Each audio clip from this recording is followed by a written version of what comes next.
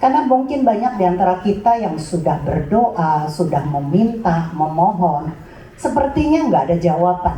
Sepertinya Tuhan tidak menjawab, sehingga kita berkata, mungkin saya nggak berarti bagi Tuhan.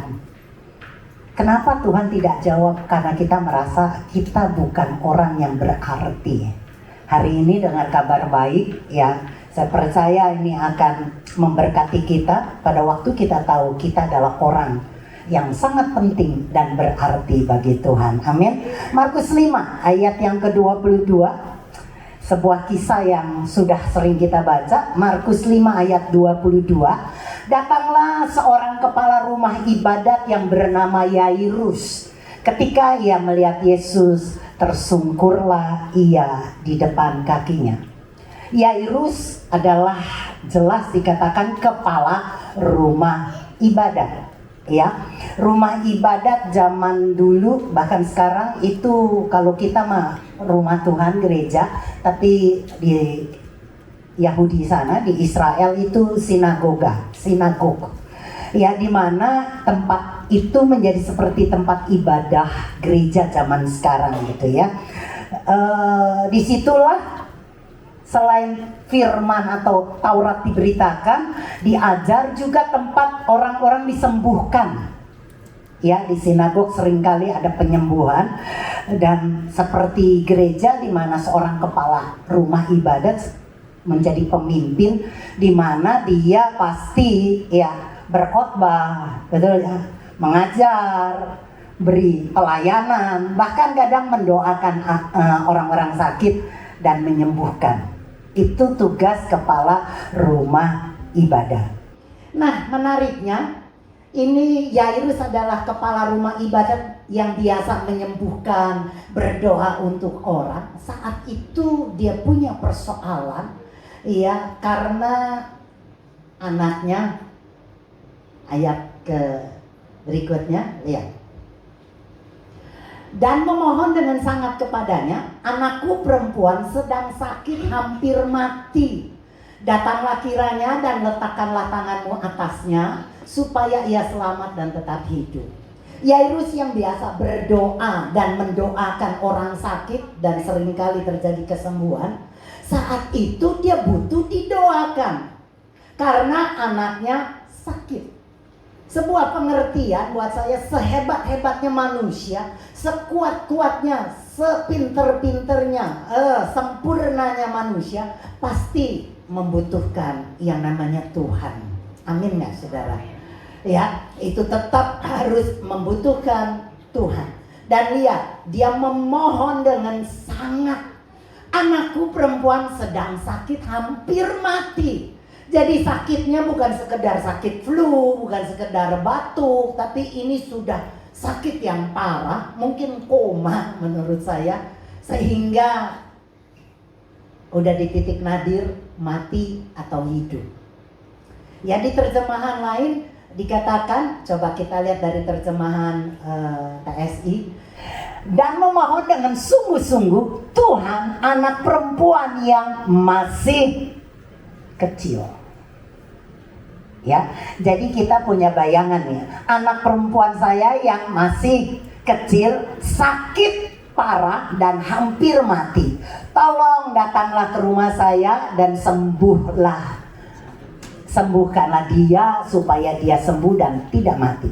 Jadi anak perempuan bukan sekedar anak perempuan yang mungkin dalam bayangan kita sudah remaja atau dewasa, saudara, tetapi jelas ini anak perempuan yang masih kecil.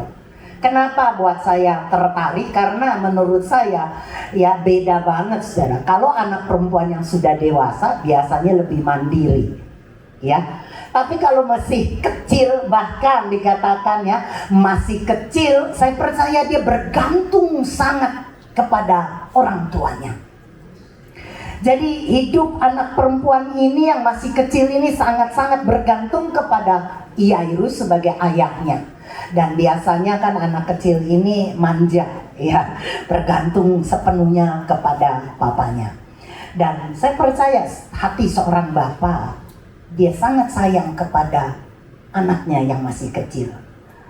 yang mungkin manja, kolokan, sehingga Yairus itu begitu mengasihi dan menjadi persoalan yang berat bagi Yairus pada waktu anaknya ini sakit. Sehingga apa yang dia buat, dia meletakkan seluruh harga dirinya sebagai tanda petik pendeta, kepala rumah ibadat yang biasanya berdoa dan menyembuhkan orang. Sekarang dia nggak pikirkan jabatannya, dia nggak pedulikan. Mungkin orang berkata, kok nggak bisa nyembuhin anaknya sendiri? Orang lain didoakan dan sembuh. Sekarang kenapa dia nggak berdoa untuk anaknya? Setuju nggak saudara? Ya kan itu pasti pikiran orang banyak. Hebatnya pendeta itu bisa mendoakan orang pada sehat, sembuh. Tapi kenapa keluarganya sendiri, anaknya sendiri nggak bisa didoakan?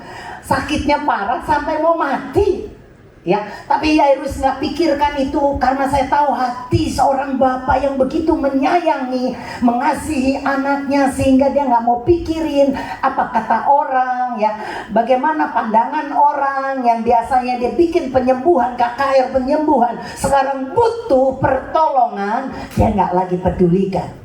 Dia melari, artinya dia meninggalkan segala kesibukannya di rumah ibadat itu, di mana dia menjadi kepala. Dia mencari Yesus dan dia datang kepada Yesus.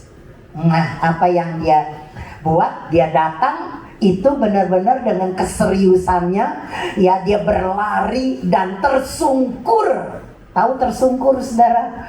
Jadi tersungkur, ya, dengan sikap berlutut menyembah. Dia membungkukkan badan, tanda kerendahan hati.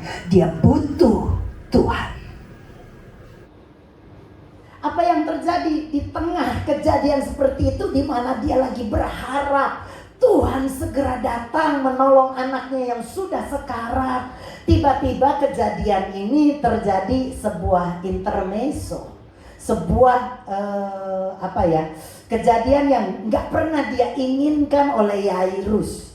Apa yang terjadi? Lihat Markus 5 ayat 25 sampai ke 26.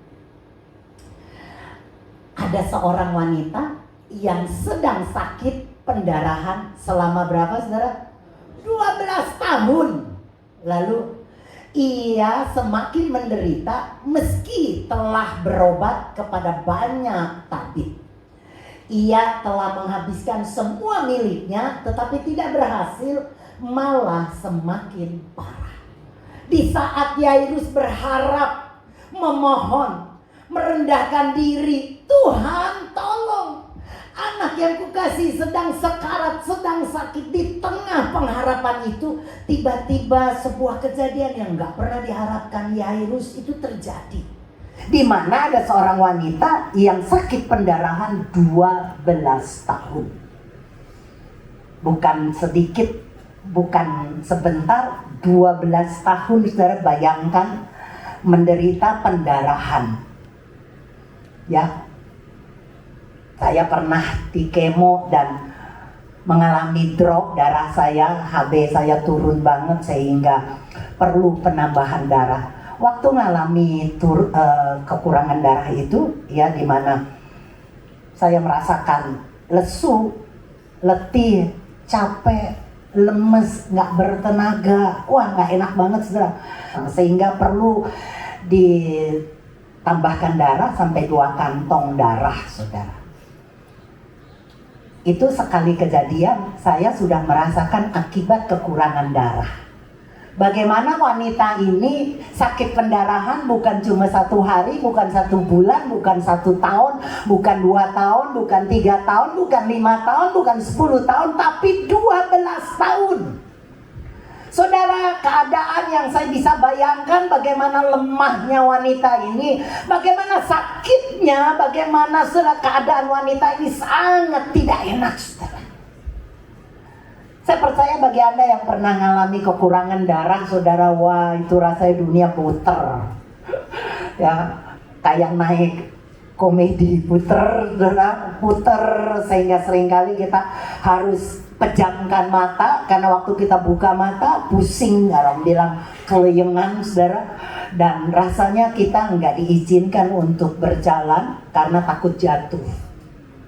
Itu yang kekurangan darah, pasti ngerti. Nah wanita ini bukan 1 hari, 2 hari, 12 tahun. Jarak waktu yang ditulis 12 tahun buat saya bukan main-main. 1 hari, 1 bulan kekurangan darah kita sudah nggak enak banget, apalagi bertahun-tahun. Nah wanita ini tentunya merasakan ketidaknyamanan sehingga apa aja dia upayakan untuk bisa sembuh.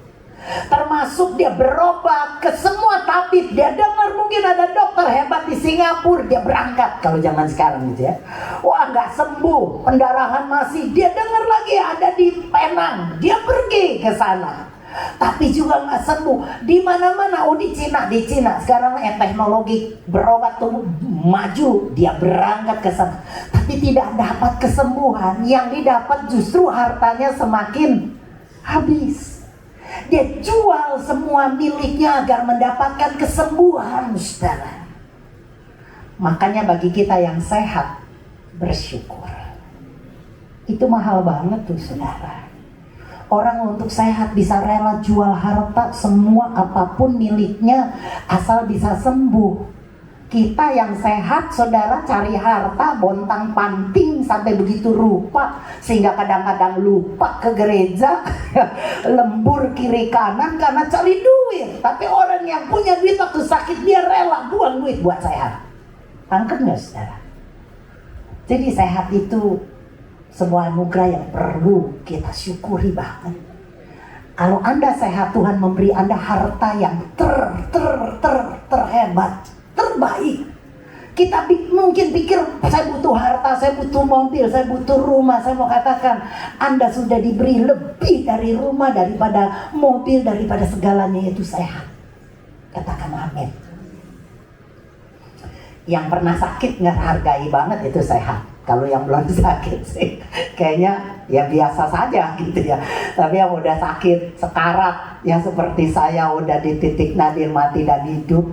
Karena kan seperti Anda tahu dan nggak bosan saya katakan, kanker saya bukan stadium 1, 2, 3, tapi sudah 4. Dan nggak main-main, adanya di paru-paru, di mana itu menjadi sebuah tempat vital, saudara, yang sangat fatal. Itu kan tempat kita bernafas. Kalau ada kanker di paru akan menyebabkan sesak nafas, tidak bisa bernafas baik ya, sehingga setiap kali saya ditanya, ibu bagaimana, ada batuk nggak? Enggak. Nafasnya gimana? Seger. Saya bisa ngehirup nafas sepuas-puasnya selama lubang hidung saya belum ditutup. Ya karena biasanya kanker paru-paru itu ya, teman saya bercerita temannya kanker paru-paru itu ngomongnya saja, iya. Saudara-saudara, saya dicontohin, stop. Jangan perlu praktekin di depan gue, saya bilang. Gue ngeri, ya. Kenapa? Kanker paru-paru begitu, saudara. Jadi ngomong aja sulit. Nafas jadi mahal. Tapi saya bersyukur. Wah, saya bisa bernafas lega, tidak rasakan itu. Nah, jadi pada waktu saya sehat seperti sekarang, saya menghargai banget, saudara, anugerah kesehatan yang dari Tuhan. Sehingga saya berkata, Bapak, Engkau sudah memberikan yang terbaik buat kita. Amin, saudara. Ya. Nah, jadinya lihat, wanita ini sudah berobat, sudah habisin harta miliknya, tapi nggak berhasil. Ya, tapi malah tambah parah. Pada waktu terjadian begitu, wanita ini mendengar, ya coba ayat berikutnya. Dia sudah mendengar berita apa, saudara? Tentang Yesus. Inilah yang luar biasa yang perlu Anda juga ingat. Waktu dia lagi menderita, dia ingat dia pernah mendengar tentang Yesus. Berita tentang Yesus. Jadi saudara, Firman yang diberitakan gak pernah sia-sia. Katakan amin. Anda buang waktu sejam setengah datang ke gereja. Mungkin Anda pikir ya firmannya biasa saja. Tapi saya mau katakan firman itu berkuasa dan tidak pernah kembali dengan sia-sia. Kelihatannya biasa, kelihatannya nggak ada itu getar-getar atau mungkin rebah-rebah atau orang mulai berbahasa roh atau melakukan mujizat penumpangan andi. Gereja mungkin biasa, khotbah biasa dan udah sering didengar. Tapi saya mau katakan yang biasa memang manusianya, yang tidak biasa dan luar biasa adalah Yesusnya. Setiap berita firman, saya berkata, tidak pernah kembali sia-sia. Apa yang kita ucapkan satu waktu firman itu akan menghasilkan luar biasa. Wanita ini dengar berita. Bukan sekali, tapi berita. Dengarkan terus berita Yesus. Maka Anda akan mengalami kemenangan yang luar biasa. Saya bersyukur saya baru berjumpa dengan teman saya. Nah, satu waktu dia lagi mengalami masalah yang cukup berat. Ya karena persoalan rumah tangga, ya suaminya membuat dia kesal, lakinya mulai melirik wanita lain dan stres berat, saudara. Teman saya ini dia dengerin khotbah YouTube saya, nggak pernah habis, gue buka bentar selesai udah. Tapi hari itu gue dengerin lu dari awal sampai akhir dan Tuhan bicara banget dari firman yang lu beritakan. Itu masalah gue banget. Masalah yang gue lagi alami dengan suami. Dan itu merasa dia dikuatkan. Tadinya dia sudah mau bercerai. Dia tadinya udah mau mati. Dia teriak-teriak. Dan kemudian apa yang terjadi, dia dipulihkan. Dia berkata, gue ambil kesimpulan dan keputusan, gue gak mau peduli, gue mau cuma cinta Tuhan. Dan kemudian video saya dari YouTube itu dia kirim ke suaminya. Tuhan berbicara banyak lewat firman itu. Kemudian dia pulang kembali bersatu dengan istrinya dan sampai sekarang dia pulih. Itu kejadian udah berapa tahun lalu, berapa bulan, tapi baru sempat dia cerita dan saya berkata, kenapa firmanmu, setiap firman gak pernah sia-sia. Jadi saya percaya Anda dengarkan firman, dengarkan berita tentang Yesus, itu akan membuat kita menjadi kuat. Amin. Nah pada waktu itu dia dengar tentang Yesus, maka di tengah orang banyak itu ia mendekati Yesus dari belakang dan menjamah jubahnya. Dia punya pikiran seperti itu, saudara. Kenapa? Karena dia dengar Yesus adalah pembuat mujizat. Dia dengar bagaimana Yesus menyembuhkan, maka dia lakukan itu di tengah orang banyak, saudara. Dia gak peduli orang-orang itu mungkin bisa merajam dia, karena di zaman dulu wanita pendarahan tidak boleh bersentuhan dengan orang lain. Wanita yang sedang pendarahan tidak boleh ke gereja, duduk di bangku karena itu jadi najis.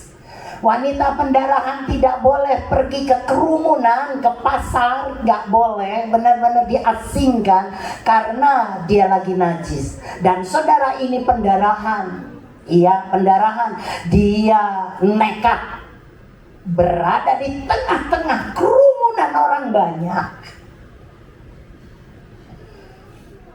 Kemungkinan dia dirajam itu sangat besar. Tapi karena dia dengar berita Tuhan, Tuhan membuat mujizat, timbul iman. Dia gak peduli dengan resiko, dia melakukan itu dan dia jamah jubah Yesus dari belakang. Bayangkan dua sikap yang sangat berbeda. Yairus datang berlari tersungkur, memohon, orang lihat semua. Yang kepala rumah ibadah, pendeta, pemimpin, begitulah caranya datang kepada Yesus. Keseriusan, kesungguhan itu harus dibuktikan dengan menyembah, tersungkur, angkat tangan dan sebagainya. Tapi wanita ini menyentuhnya dari belakang, seperti seorang pencuri yang diam-diam mau terima mujizat. Diam-diam dia mau mencuri, dia jamah Tuhan. Berlawanan sekali sikap dua orang ini. Yang satu terhormat, yang satu tidak terhormat, bahkan menjadi pencuri. Itu kan menurut kita yang kadangkala mengkotak-kotakkan manusia dengan pikiran, ya dia layak. Karena dia doanya, puasanya, hidupnya, wah luar biasa. Tapi waktu kita lihat dia najis ya, kotor, hidupnya penuh dengan dosa. Kita mengkotak-kotakan manusia. Tapi saya bersyukur Tuhan kita enggak seperti itu, saudara. Katakan amin. Ya, dan lihat saudara, dua orang yang sama-sama membutuhkan pertolongan Yesus. Yairus, kepala rumah ibadat, seorang pemimpin, seorang pendeta, jabatan yang terhormat. Siapa wanita yang pendarahan? Tidak pernah disebutkan namanya, karena tidak penting, tidak berarti. Orang ini bukan orang hebat, bukan orang pemimpin. Yairus, kepala rumah ibadat, namanya Yairus. Jelas orang tahu. Wanita ini siapa? Wanita ini siapa? Namanya siapa? Keluarganya siapa? Nggak ada yang tahu. Karena memang tidak dianggap penting wanita ini. Sikap yang berlawanan, status sosial yang berlawanan, yang berbeda. Tapi lihat saudara, ya, bagaimana Yesus yang Anda dan saya punya. Saudara bisa bayangkan wanita ini ketahuan. Dia mencuri diam-diam, sembunyi, tapi Tuhan enggak diamkan itu. Dia cari siapa yang jamah dia. Dan pada waktu itu wanita itu tahu Yesus ini pasti mengetahui. Dia maka ngaku dan dia menjadi takut dan gemetar yang luar biasa. Perasaan wanita ini campur aduk. Saya bisa bayangkan wanita ini punya perasaan yang campur aduk. Bagaimana rasa takut, rasa khawatir, takut dirajam, takut dia wanita najis yang diremehkan dan direndahkan. Ya, tetapi dia juga bersuka cita karena dia merasa dia sudah sembuh. Dia sangat takut Tuhan marah karena nggak boleh menyentuh Tuhan. Dia lagi pendarahan, dia wanita najis. Bagaimana dia menjamah Tuhan? Pasti dia pikir Tuhan marah. Dan saudara, apa yang terjadi? Lihat ayat berikutnya. Tuhan katakan apa? Maka katanya kepada perempuan itu, hai anakku, imanmu telah menyelamatkan engkau. Pergilah dengan selamat dan sembuhlah dari penyakitmu. Sebuah hal yang tidak terduga oleh wanita ini. Bagaimana Tuhan tidak menghukum, Tuhan tidak menghakimi, Tuhan tidak memberikan teguran, tetapi Tuhan berkata, imanmu telah menyelamatkan engkau sudah sembuh. Kenapa sih Tuhan perlu tahu siapa yang menyentuhnya? Menurut Anda Tuhan tahu nggak? Tahu ya. Tapi kenapa dia harus umumkan? Agar orang bisa tahu bahwa ada wanita yang menjamahnya. Kan tadi kita setuju, Tuhan tahu ada yang menjamahnya. Dan Tuhan tahu wanita itu. Betul nggak? Ya, setuju ya. Tapi kenapa Tuhan nggak diam-diam aja? Tapi mesti diumumkan, ya, dikatakan kepada orang banyak. Ada orang yang menjamahku, ada orang yang menjamahku. Dan akhirnya wanita itu tampil dan berkata, iya aku. Apakah Tuhan mau mempermalukan wanita itu? Jadi, menurut Anda kenapa Tuhan lakukan itu? Ayo coba. Ada pengakuan? Pengakuan, gimana maksudnya?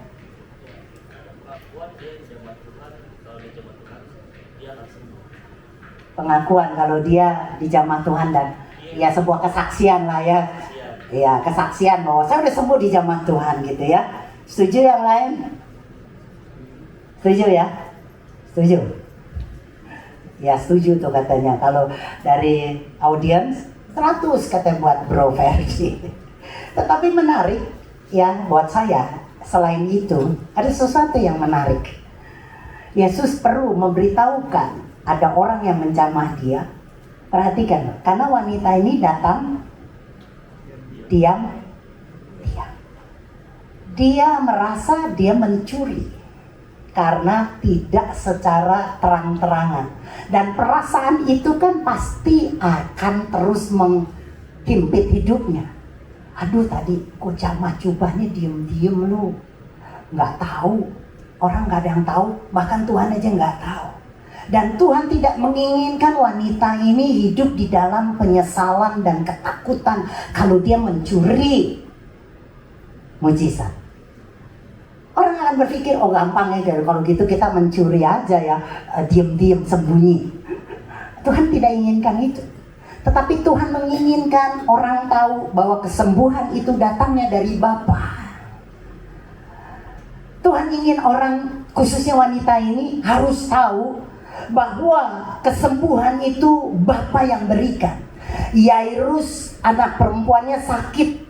Jadi anak wanita, anak perempuan, anak kecil Yairus tahu ada seorang Bapa yang mengasihi dia, yang rela meninggalkan segala-galanya termasuk harga dirinya untuk minta pertolongan Tuhan Yesus.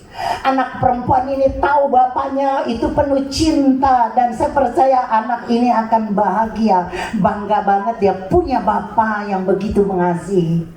Sedangkan wanita ini tidak disebutkan keluarganya.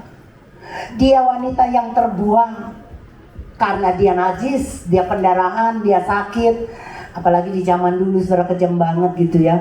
Kalau kita baca di Imamat bagaimana orang-orang yang sakit, orang-orang yang cacat tubuhnya. Beberapa minggu lalu kita baca bagaimana orang pendek, cebol, itu aja nggak boleh masuk ke rumah Tuhan. Padahal kalau dia pendek kan bukan salah dia, saudara. Ya, bro. Ya udah dari sononya dia pendek, cebol, bagaimana? Tapi nggak boleh ke rumah Tuhan. Jadi nggak pernah boleh ke gereja, dilarang. Padahal saya tahu itu bukan kemauan dia, tapi orang-orang menghakimi begitu rupa. Wanita ini pendarahan, maka dalam pikiran saya juga mungkin keluarganya nggak ada yang mau ngakuin dia. Mungkin keluarganya juga takut diomongin karena mungkin wanita ini pendarahan itu dosa. Pasti kamu melakukan sesuatu yang dosa. Ayo ngaku dosa apa yang kau buat sehingga Tuhan menghukum kau dengan penyakit. Itu kan gitu. Sekarang juga gitu kan. Kalau sakit kita tanya dulu, dosa apa lu? Bikin apa? Ayo ngaku-ngaku. Dosa kan lu, makanya jadi sakit gak sembuh. Ayo ngaku, pengakuan dulu sama Tuhan. Tuhan ampuni. Tuhan tidak inginkan hal itu terjadi kepada wanita ini. Dia berkata, anak Yairus punya bapa yang sayang kepada anaknya. Kamu wanita, engkau mungkin tidak punya ayah secara jasmani, tidak ada yang bisa menyayangimu karena engkau ini tidak layak, engkau najis. Tapi ketahuilah ada Bapa di surga yang mengasihi dan mencintai engkau. Anakku, aku akan menjadi bapamu, aku akan mengasihimu. Amin. Sehingga wanita ini sembuh dengan sebuah pengertian Tuhan mengasihi dan menyayangi dia. Dia tidak mencuri, tetapi Tuhan yang berikan. Dan saya percaya perasaan itu akan membuat dia menjadi rest dan free, dibandingkan dengan bayangan-bayangan kesalahan dia yang dia buat menjadi intimidasi yang akan membuat dia tidak nyaman. Yesus tidak pernah menginginkan anak-anaknya hidup dalam kesalahan dan terus menyesali. Tetapi Tuhan Maha Baik, dia sangat peduli. Bukan saja kesembuhan secara jasmani, terlebih lagi dia menginginkan kesembuhan di dalam jiwa kita. Katakan amin. Punya Bapak kayak gitu luar biasa, saudara. Dan apa yang terjadi, kembali ke cerita Yairus. Pada waktu Yairus lagi tersungkur memohon, dia melihat Tuhan berhenti. Padahal kan Tuhan sudah berjalan mau ke rumah Yairus, tapi dihentikan oleh wanita pendarahan sehingga Tuhan stop dan harus berhubungan dengan wanita pendarahan. butuh beberapa waktu, beberapa menit untuk dialog, dan kemudian menyembuhkan wanita itu dari jiwanya yang mungkin perasaan bersalahnya, di mana dia dituduh begitu banyak dalam hidupnya. Orang sudah melontarkan tuduhan, mungkin mata-mata yang menghakimi engkau pendarahan, mungkin karena dosamu, mungkin dosa nenek moyangmu, engkau punya keturunan dan sebagainya. Wanita ini hidup dalam himpitan rasa berdosa, dan Tuhan bukan sudah menyembuhkan pendarahan, tapi jiwanya. Engkau adalah anak yang kukasihi. Sembuhlah, karena aku adalah Bapa. Amin. Dan Yairus ngelihat itu berkata, aduh nih perempuan, Tuhan ayo dong, cepet dong, anakku sekarat, udah koma, mau mati. Sekarang tertahan oleh wanita yang gak tahu namanya, yang statusnya rendah, orang kotor, orang najis. Kok Tuhan lama banget sih? Mungkin itu perasaan Yairus. Tapi Tuhan mengasihi bukan cuma ke Yairus, Dia pun mengasihi orang yang berdosa. Dan apa yang terjadi rasanya, saudara pernah gak ngebayangin kalau kita diselak orang? Kita sudah ngantri, entah ngantri di mall, di belanja supermarket, lagi belanja barang, atau mungkin antrian ya di mobil, lagi antrian di mana-mana, tiba-tiba orang selak, di WC mungkin ibu, kita udah antri panjang, tiba-tiba orang datang, tek, diam di pintu WC. Kita mau udah antri kayak panjang, sampai beberapa orang nggak tahan, bu antri dong, ya ilah. Kita juga lagi antri, enak aja. Itu aja bisa ribut, saudara. Bagaimana antrian-antrian lain membuat kita lagi di bank, lagi di mana, lagi antrian panjang, tiba-tiba orang nyabut. Kita kan berkata, gue duluan datangnya, gue pertama, enak aja loh. Itulah Yairus, punya perasaan seperti itu, saudara. Bagaimana dia sudah berlari tersungkur, dia udah memohon, dan itu kan lagi darurat. Lagi urgent banget, anaknya sekarat, bukan sakit batuk, sekarat. Lah nih perempuan kelewatan nih, tahu diri dong, udah ntar aja, lu kan cuma pendarahan, anak gue lebih penting. Itulah Yairus, bagaimana dia berkata, Tuhan kenapa tolong orang ini? Udah nantikan, apa aku nih gak penting bagimu Tuhan? Apa kata Tuhan? Kita punya Tuhan yang luar biasa. Lihat saudara ya, Markus 5 ayat 35 dari terjemahan Alkitab yang lain, dari TSI. Kita lihat, ketika Yesus masih berbicara dengan perempuan itu, beberapa orang dari rumah Yairus datang dan berkata, apa saudara? Anak bapak sudah meninggal, jadi nggak usah ngerepotin guru lagi, percuma.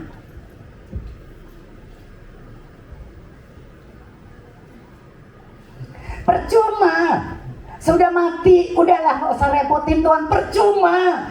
Engkau sudah memohon, sudah berdoa, percuma. Udah tuh percuma lah, kamu berharap terus sama Tuhan, percuma, kok nggak sembuh-sembuh, percuma lah. Udah puluhan tahun Tuhan nggak tolong kamu, udah percuma. Udah dari sononya, itu orang gak berubah. Kalau kita berdoa mungkin untuk suami, untuk keluarga, saudara, kita sudah nantikan sebuah perubahan, nggak terjadi. Sampai orang-orang mungkin sekitar kita, udah lu ngapain berharap lagi? Itu suami lu memang udah gedablek dari dulu, udah begitu, nggak bakal bisa berubah, percuma. Anak kita, saudara, yang mungkin menyakiti kita juga berkata, percuma, anak kita udah dari sononya tuh keras kepala, nggak akan berubah, percuma berharap. Kita menjadikan sebuah harapan kita tuh menjadi mati, saudara. Karena kita sudah menanti begitu lama sampai perasaan kita bukan lagi disayang Tuhan, kita sudah diabaikan Tuhan, Tuhan sudah lupa sama kita. Percuma. Ngarepin apa lagi, percuma. Tapi lihat ayat 36. Yesus juga mendengar berita itu, tetapi dia langsung berkata kepada Yesus. Yesus tahu orang-orang berkata, percuma berharap, percuma lu berdoa, percuma lu beriman, percuma. Kok tetap sakit nggak sembuh, percuma lah. Makanya banyak orang tidak lagi mau berharap kepada Tuhan. Pada waktu dia mengharapkan kesembuhan, tapi Tuhan tidak tolong dia, dan orang katakan percuma. Ayo sekarang kita pakai jalan kita. Kita berobat ke simse, kita berobat ke tabib, kita berobat ke dokter, bahkan kita berobat ke dukun, ke orang pintar. Siapa tahu bisa menolong. Karena percuma lu berdoa sama Tuhan udah berapa lama. Percuma, Tuhan itu udah gak mau denger lu. Sekarang kita cari jalan. Tuhan tahu, Tuhan dengar orang berkata percuma. Tapi apa? Dia berkata kepada Yairus, jangan takut, tetaplah percaya saja kepadaku. Katakan amin. Orang mau berkata percuma, berharap percuma, tapi Tuhan berkata kepada kita, jangan takut, tetaplah percaya kepadaku. Amin. Tetap percaya. Waktu Tuhan bukanlah waktumu. Kita nggak tahu. Kita udah menanti puluhan tahun, tiba-tiba di ujung nih sebentar lagi nih Tuhan jawab, tapi kita pas di sini kita berkata, aduh udah percuma deh. Percuma Tuhan nggak tolong, kita balik. Betapa bodohnya kita. Padahal tinggal sebentar lagi Tuhan tolong. Tapi iman kita, harapan kita, percaya kita udah capek, kita berkata percuma dah. Kita balik, malingkan muka kita dari Tuhan untuk bertahan dalam iman. Memang gak mudah. Yang penting pertama, Anda harus dasari iman percayamu, dia adalah Bapa yang baik. Maka waktu kita punya pengenalan dia Bapa yang baik, masalah, persoalan apapun Tuhan tidak tolong, kelihatannya percuma. Bodoh amat, gue gak peduli. Gue tetap berharap dan percaya Tuhan. Karena dia Bapa yang sangat cinta. Dia pasti tolong. Waktu kaki saya masih sakit, sampai hari ini sakit, kembali saya diingatkan, enggak percuma. Saya berkata dan deklarasikan, mulut saya berkata, pasti Tuhan tolong. Nggak peduli tahun ini atau tahun depan, nggak peduli, pasti gue sehat dan sembuh, kaki gue pasti normal jalan. Saya berdoa agar Anda juga seperti itu. Amin. Tutup Alkitab saudara, jangan takut, percaya saja kepadaku.